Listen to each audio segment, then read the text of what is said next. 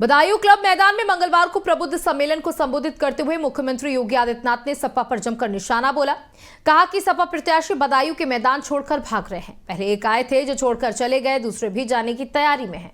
उन्होंने कहा कि यह चुनाव माफिया राज बनाम कानून के राज में है। भारतीय जनता पार्टी कानून के राज में विश्वास करती है, कानून के राज को स्थापित करने में विश्वास रखती है। उन्होंने कहा कि यह चुनाव भ्रष्टाचार बनाम जीरो टॉलरेंस के बीच है। यह चुनाव तुष्टीकरण बनाम सबका साथ सबका विकास के बीच है। पहला चेहरा देखकर योजनाओं का लाभ दिया जाता था, लेकिन भारतीय जनता पार्टी की सरकार ने सबका साथ सबका विकास के माध्यम से हर व्यक्ति को जोड़ने का काम किया।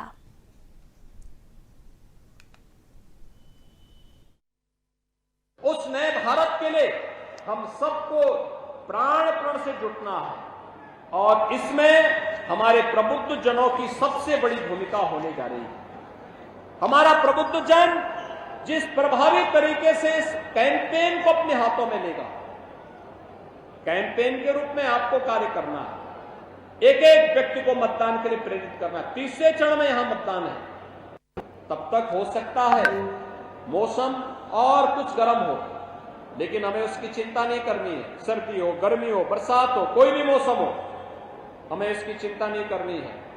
और जैसे दिग्विजय सिंह साक्य का नाम आप बदायूं से आया तो पता लगा कि मुझे समाजवादी पार्टी के लोगों ने मैदान छोड़ करके भागना प्रारंभ कर दिया। अभी से प्रारंभ कर दिया। एक प्रत्याशी आए और भाग गए, अब दूसरे भी आकर के भागने की तैयारी में फिर। और इसलिए बहनों भाइयों मैं आपसे कहने के लिए आया हूं, दिग्विजय सिंह साक्य एक सामान्य किसान परिवार से जुड़ा हुआ नौजवान, भारतीय जनता पार्टी के क्षेत्रीय अध्यक्ष के रूप में लगातार कार्य करता रहा। जिस दिन उनके नाम की घोषणा हुई उस दिन भी उसको पता नहीं था कि मुझे चुनाव लड़ाओ, तो कह रहा था मैं चुनाव लड़ा रहा हूं। हमने कहा भैया आप चुनाव लड़ने की तैयारी करो, जाओ।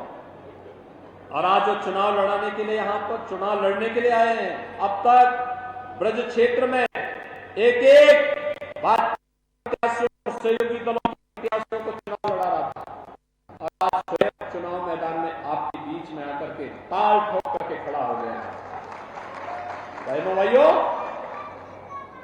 आप सबकी जिम्मेदारी बनती है बदायूं के विकास के लिए, बदायूं को विकसित बदायूं बनाने के लिए, इसको फिर से वेदों की धरती बनाने के लिए। राजर्षि भागीरथ की तपोभूमि है बदायूं।